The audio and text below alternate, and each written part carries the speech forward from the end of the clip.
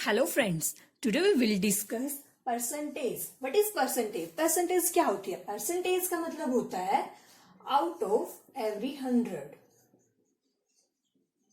Out of every 100 मतलब 100 का 100 का कौन सा भाग, उससे हम परसेंटेज कहते हैं.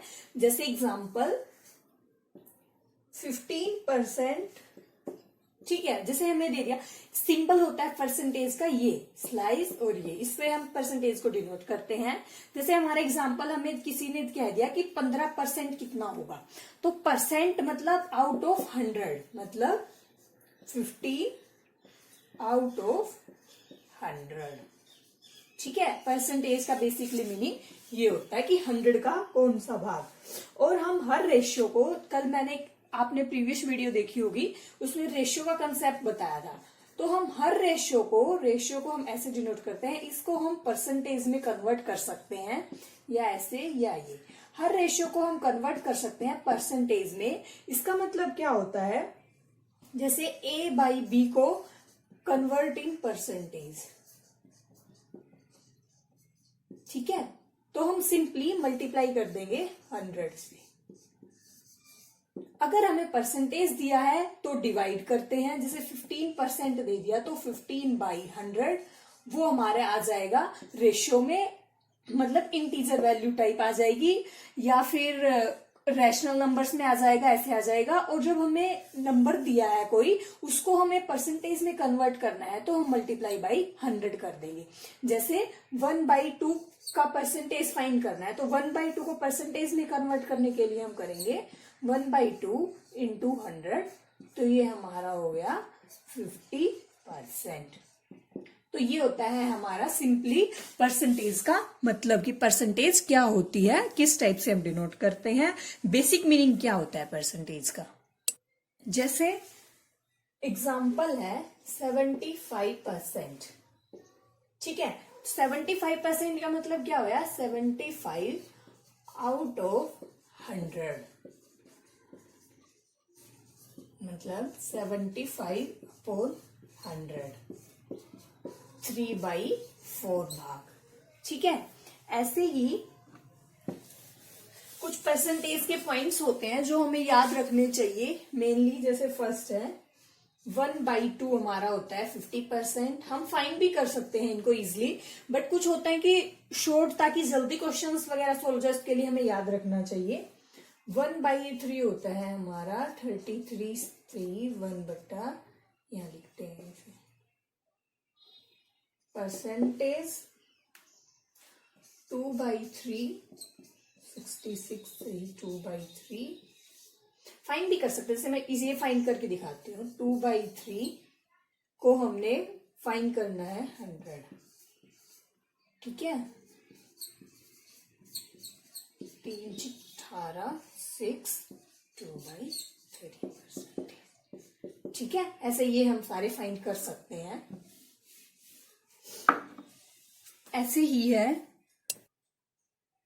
जैसे ये हमारे पास टेबल है पूरी, कि इतना भाग कितने परसेंट होता है. लर्न भी कर सकते हैं हम, अगर लर्न हो जाए, वरना लर्न करने की जरूरत नहीं है. हम इजिली इंटू 100 करके फाइंड कर सकते हैं, मल्टीप्लाई बाई 100 करके, कैंसिल आउट वगैरह करके सोल्व कर सकते हैं. फिर भी 1/2 होता है हमारा 50%, 1/3 होता है 33, 1/3%, 2/3 होता है 66, 1/4 25, 3/4 75%. ऐसे ही है 1/5.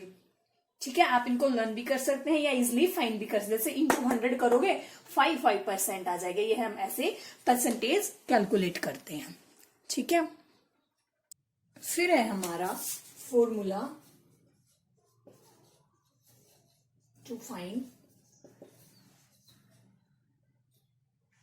या कैलकुलेट परसेंटेज वैल्यू. ये होता है y, जो मैंने बताया y% ऑफ x किसके इक्वल होता है, y/100 इंटू x. x का y% काइंड करना है. जहां पर भी ऑफ आ जाता है उसका मतलब होता है मल्टीप्लाई का साइन. ठीक है, ऑफ मतलब हिंदी में का, जहां पे का आ जाए या ऑफ आ जाए उसका मतलब होता है मल्टीप्लाई. ये y है, y का हमें x का y% फाइंड करना है. तो का आ गया, ऑफ आ गया, तो हम मल्टीप्लाई y बाई 100, परसेंटेज को हम लिखते हैं y बाई 100 इंटू x। तो इससे निकालते हैं हम परसेंटेज वैल्यू किसी की भी, जैसे आ जाए 5% ऑफ 20। तो इसे हम कैसे निकालेंगे, 5% 5 बाई 100 का ऑफ का इंटू 20।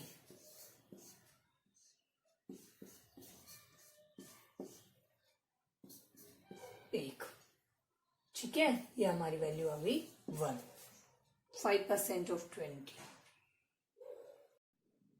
फिर है हमारा इंपोर्टेंट नोट। इंपोर्टेंट नोट क्या है, x% ऑफ y इक्वल होता है y% ऑफ x के। ये बहुत ही इंपोर्टेंट नोट है जो हर जगह बेसिकली यूज होता है। जैसे हमें कुछ भी निकालना हो, x% ऑफ y को हम ऐसे लिख सकते हैं x बाई 100 इंटू वाई निकाल ले, या फिर हम निकाल लें y बाई 100 इंटू x। ये दोनों इक्वल होते हैं। जैसे 25% ऑफ 100, ठीक है, इसे फाइंड करेंगे तो आएगा 25 बाई 100 इंटू 100, 25 बाई 100, ठीक है, का 100% का 100 निकालना है, 25 आ गया। या फिर हम फाइंड कर लें 100% ऑफ 25, तो 100 बाई 100 इंटू 25, ये भी हमारा 25 आएगा। तो ये दोनों हमेशा इक्वल होते हैं। या हम x% ऑफ y निकाल लें या y% of x, both are equal, दोनों हमारे सेम होते हैं। ये बहुत ही इंपॉर्टेंट नोट है। फिर आते हैं हमारे फॉर्मूला। फर्स्ट हमें परसेंटेज इंक्रीज फाइंड करनी हो, परसेंटेज इंक्रीज, उसका हमारा फॉर्मूला होता है इंक्रीज इन द क्वांटिटी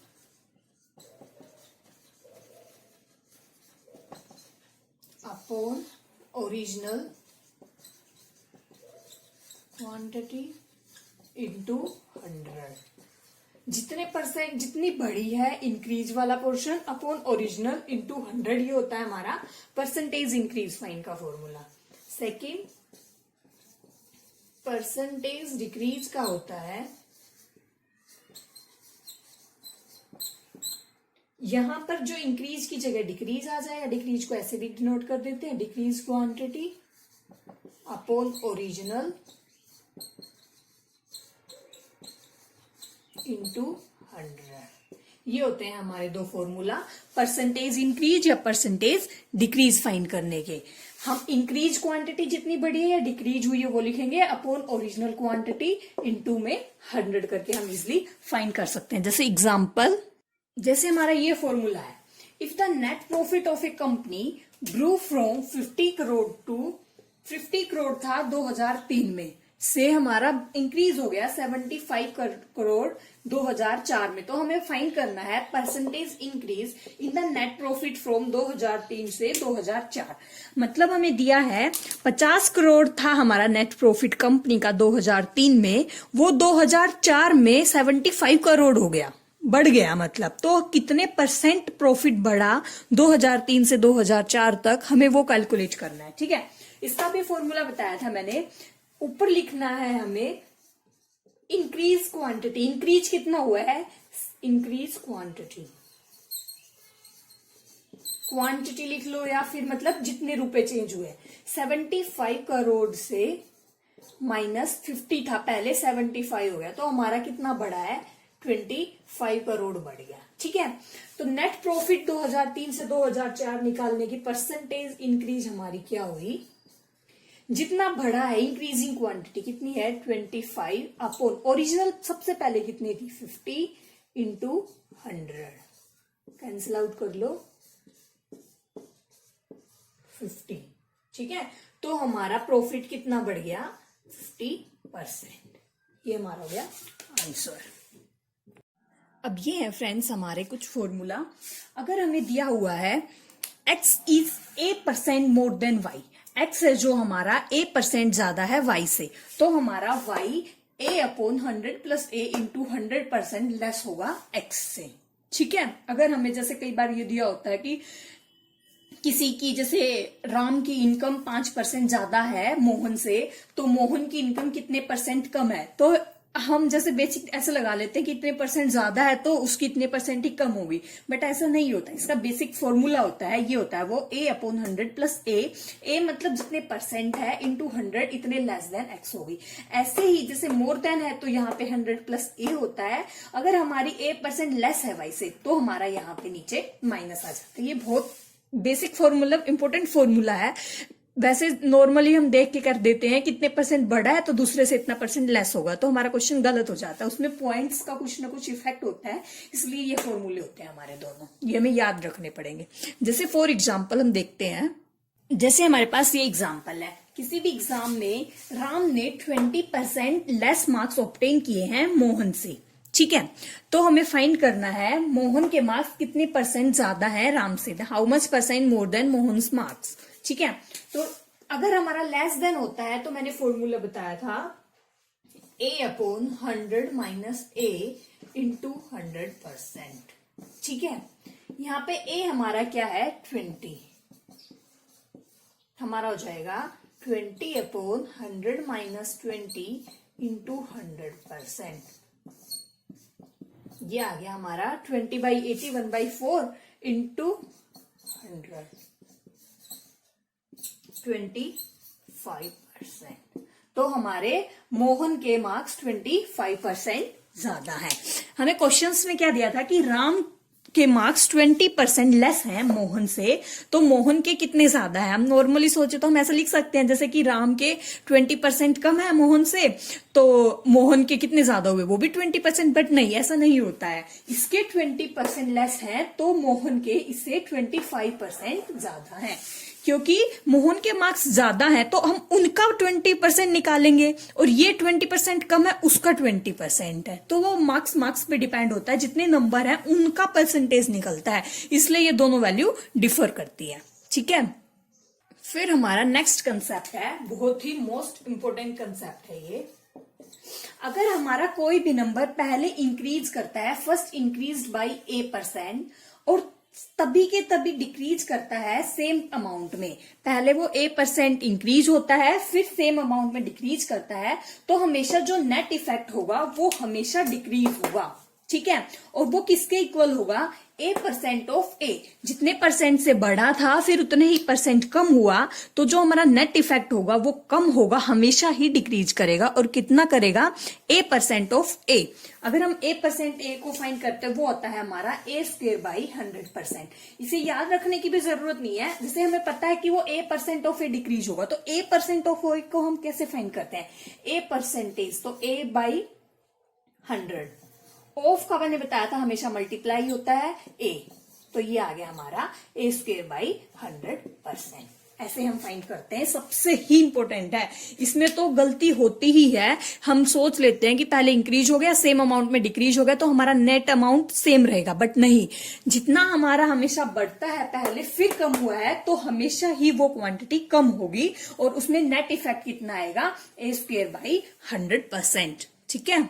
जैसे हमारे पास ये एग्जांपल है, एक वर्कर की सैलरी पहले हमारी 5% इंक्रीज हुई है और फिर वो डिक्रीज हो गई 5%, तो हमारी चेंज इन द सैलरी क्या होगा।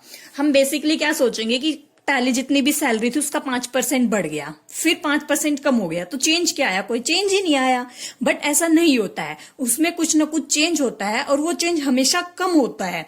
क्योंकि जैसे फॉर एग्जाम्पल हम लेते हैं, पहले थी सैलरी जैसे 100 रुपए थे, ठीक है, 100 का 5% बढ़ गई, 100 का 5% हम कैसे फाइंड करते हैं, ये 5 आ गए, तो कितने हो गए, 105 रुपए हो गए, ठीक है। फिर हमने जैसे फिर 5% कम हो गई, तो 105 का 5% कम हो गई, इसे कैंसिल आउट करो, जैसे 1/20 तो कितना आएगा, 105/20, इसे सोल्व आउट कर लेना, 5.25 समथिंग ऐसा कुछ आ जाएगा, ठीक है। तो ये इतने कम हुई है, तो हमारी सैलरी कितनी होगी, 100 में से ये माइनस कर दो, तो कितना हुआ 5, और मतलब ये 94 समथिंग ऐसे कुछ आ जाएगा, तो ये 100 से कम हुआ है हमारा नेट इफेक्ट, ठीक है, पहले 105 थी, सॉरी 105 में से माइनस करेंगे हम, 105 में से 5.25 माइनस करेंगे, 99.75 हो जाएगी। तो मेनली तो क्या हुआ, हमारी डिक्रीज तो हुई ना, ये पहले 100 थी, ठीक है, जब 5% बढ़ी 105 हो गई, फिर उसका 5% कम होने पे तो नेट अमाउंट क्या आएगा 99.75, तो मतलब 100 से कम हुई। तो मेरा मतलब मेन यही है, कितने परसेंट तो हमेशा की वो डिक्रीज होगी, तो हमें निकालना है अब कितने परसेंट डिक्रीज होगी, ठीक है।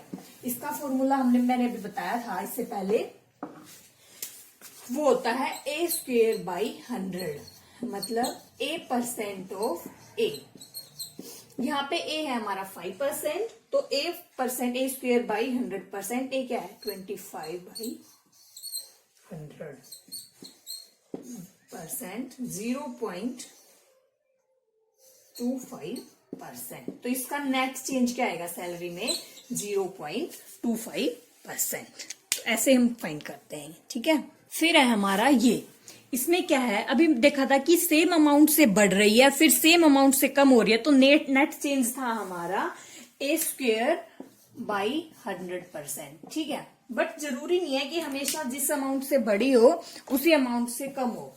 अब है हमारा, अगर क्वांटिटी इंक्रीज तो हुई है a% से, a% इंक्रीज हुई है और डिक्रीज हुई है b% से, तो हमारा नेट चेंज क्या होगा, उसका फॉर्मूला होता है हमारा ये।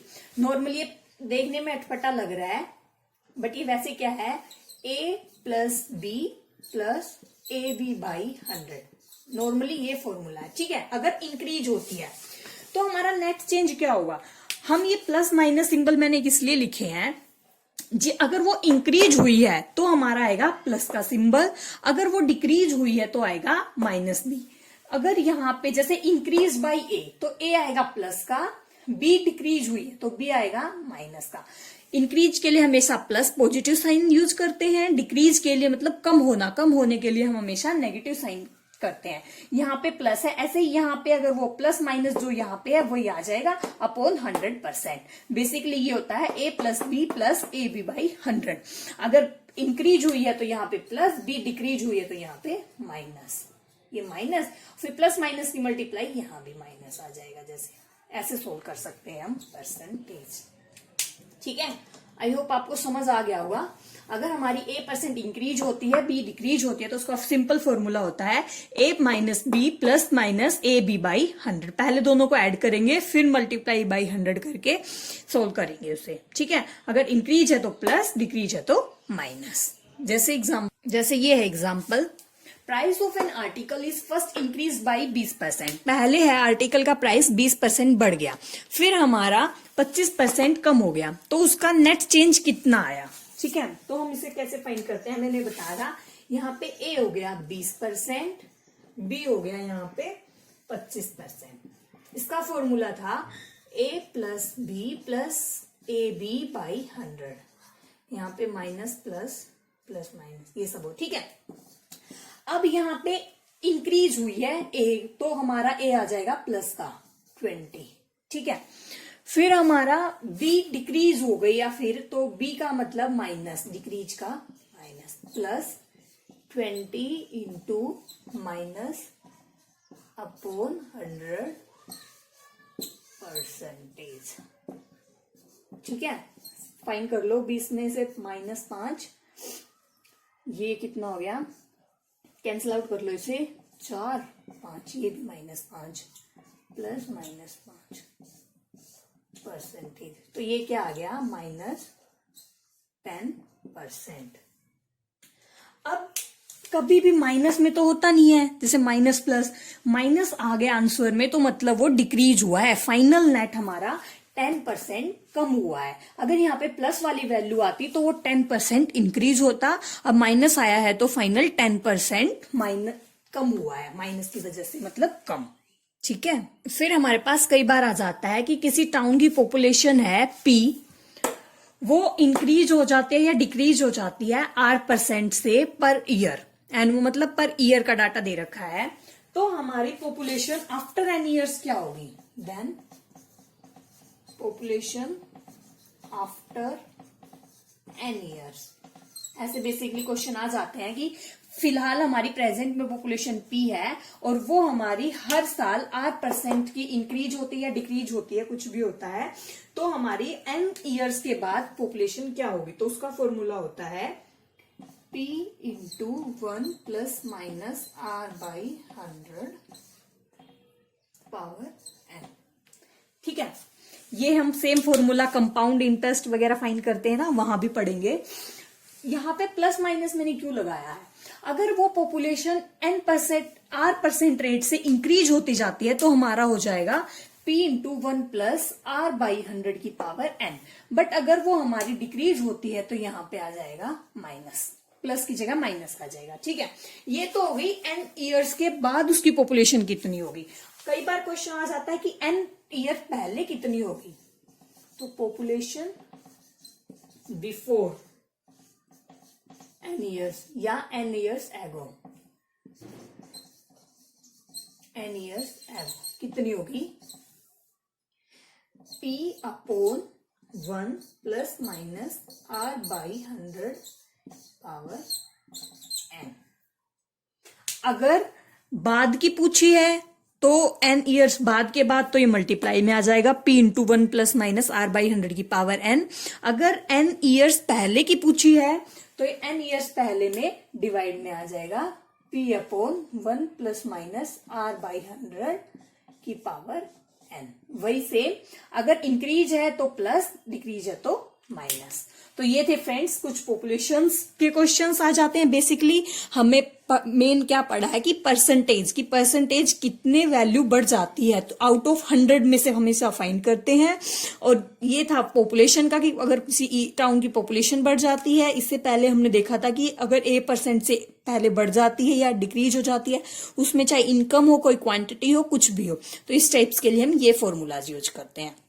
ठीक है फ्रेंड्स, अब आगे हम नेक्स्ट वीडियोस में प्रॉफिट और इंटरेस्ट वगैरह देखेंगे। अगर आपको ये वीडियो अच्छी लगी हो तो लाइक करना, चैनल को सब्सक्राइब करना मत भूलना। और अगर आपको कोई भी डाउट है तो आप कमेंट सेक्शन में मुझे लिखकर भेज सकते हैं। कोई भी क्वेश्चन सोल्व नहीं हो रहा है या कुछ भी और डाउट है तो आप मुझे बता सकते हैं। Thank you friends, thank you so much.